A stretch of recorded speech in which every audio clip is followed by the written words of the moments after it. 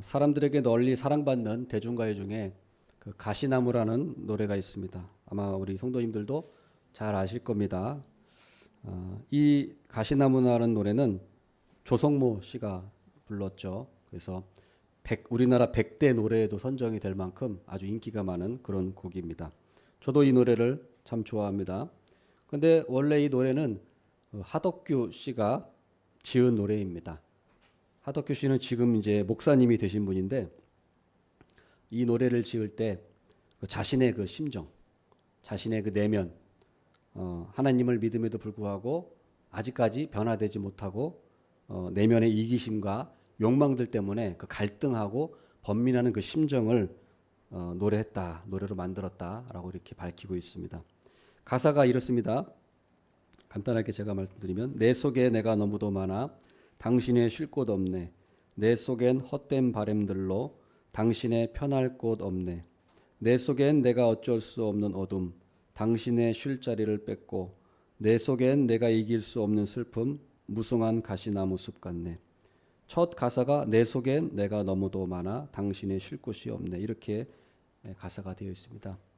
내 속에 내가 너무도 많다는 것이 무슨 말일까요? 자신의 어떤 그 이기심, 내 욕심, 그런 탐욕스러운 마음들이 너무 많다는 것입니다. 너무 많다는 거예요. 그래서 나의 속사람, 속마음이 갈등하고 있는 것입니다. 여러분도 그럴 때가 있지 않습니까? 가시나무 같은 내 마음 때문에 다른 사람을 찌르고 또 하나님을 내 마음에 제대로 모시지 못할 때가 참 우리에게는 많지 않습니까? 자, 그렇다면은 이럴 때 우리는 어떻게 해야 할까요?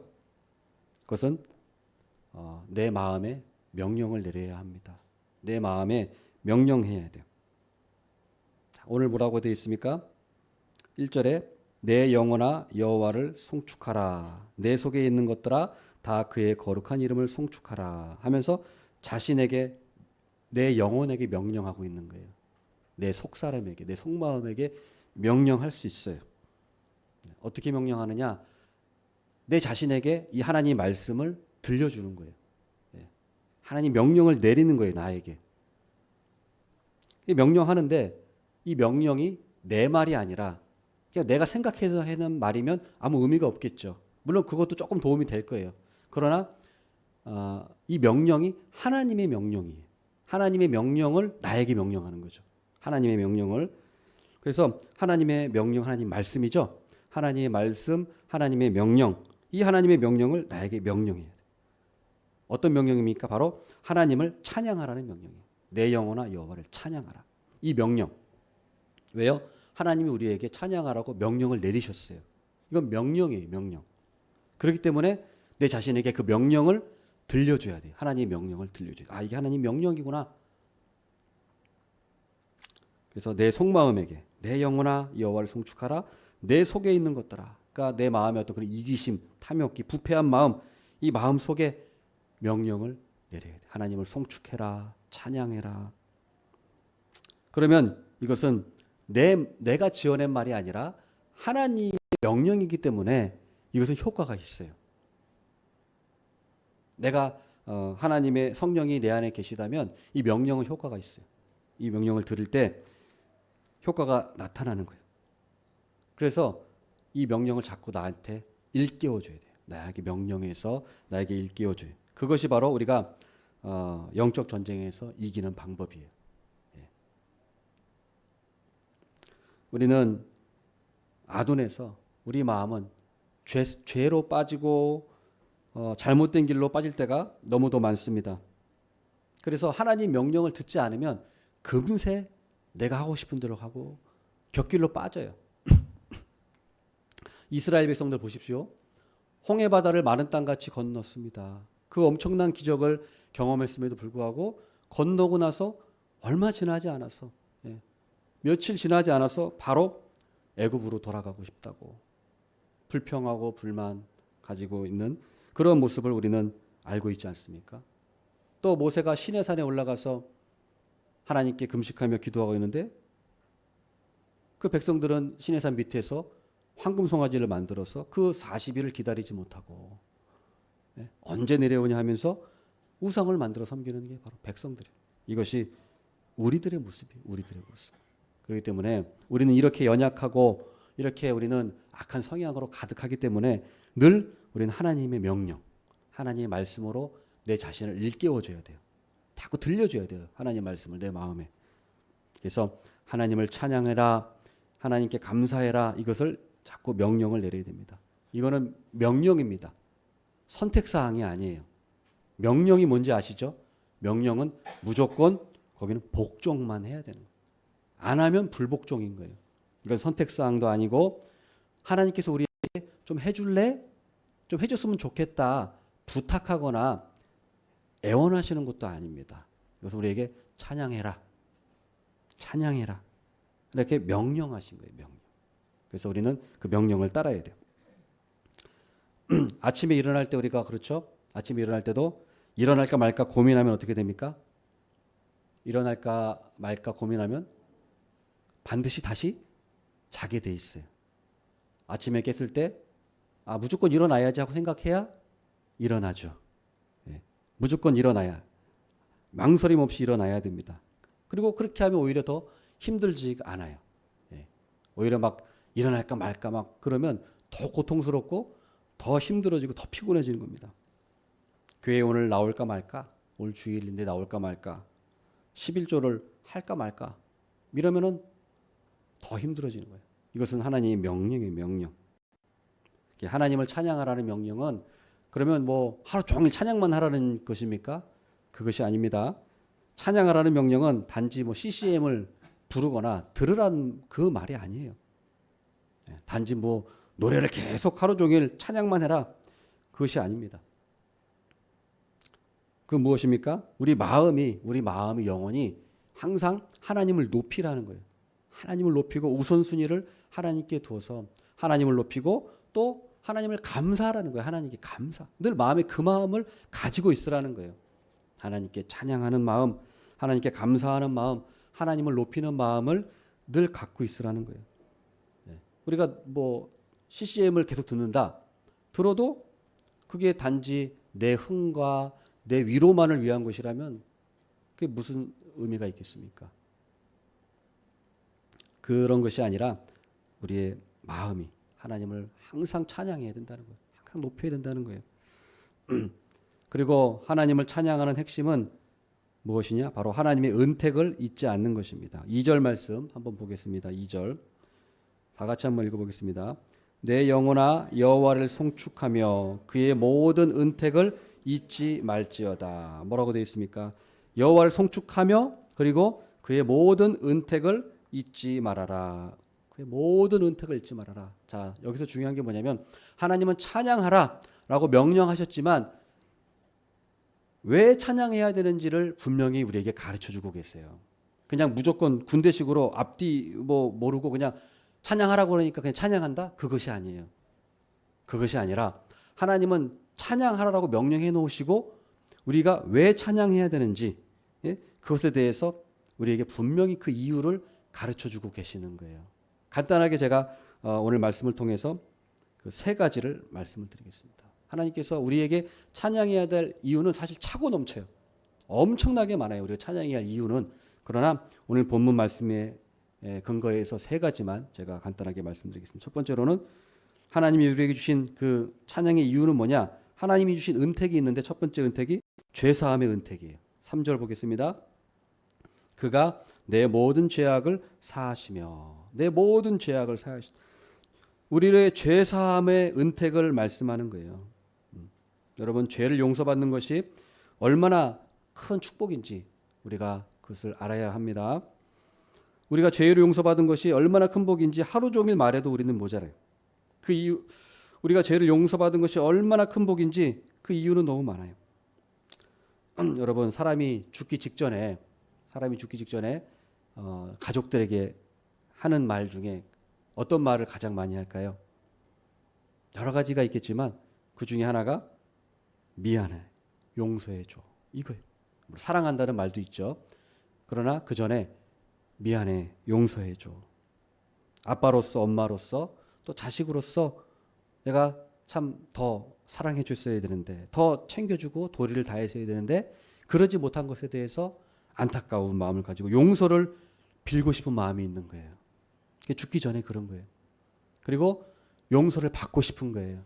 내가 잘못했지만 그래도 또 그런 용서를 받고 싶은 마음, 그 마음이 있는 겁니다.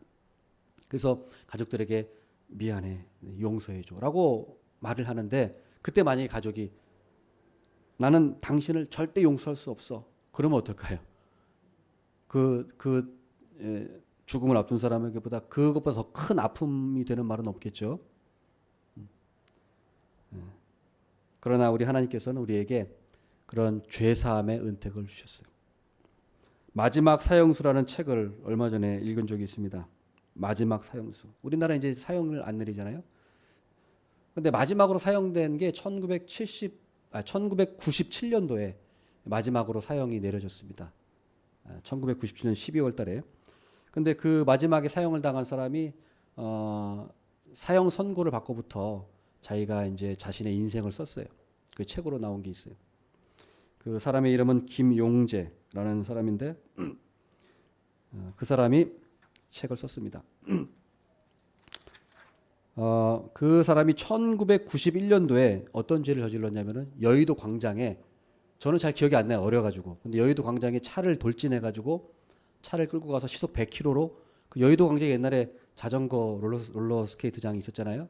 저도 옛날에 거기 자주 갔었는데 거기에 차를 가지고 돌진해가지고 어린 아이들과 사람들 수십 명이 죽고 다쳤어요. 그래가지고 이제 1997년도에 사형을 당하게 됩니다. 근데 이 사람이 그 책에 보면은 그 사람이 그렇게 흉악 범죄를 저질러 놓고도 자신의 마음에 아무런 가책을 느끼지 않았어요. 양심의 가책, 죄책감을 느끼지 않았어요. 오히려 기자들에게 막 악다구니를 막 했어요. 막 욕하고 죽이겠다고 하고 분노와 저주, 악만이 가득했어요. 그런데 어느 날 그 사람이 이제 붙잡혀서 이제 감옥에 끌려가는데, 어느 날 그 한 할머니가 자신을 면회를 온 거예요. 감옥에 있는데 어느 한 할머니, 모르는 사람이었어요. 처음 보는 할머니가 자기를 면회를 온 겁니다.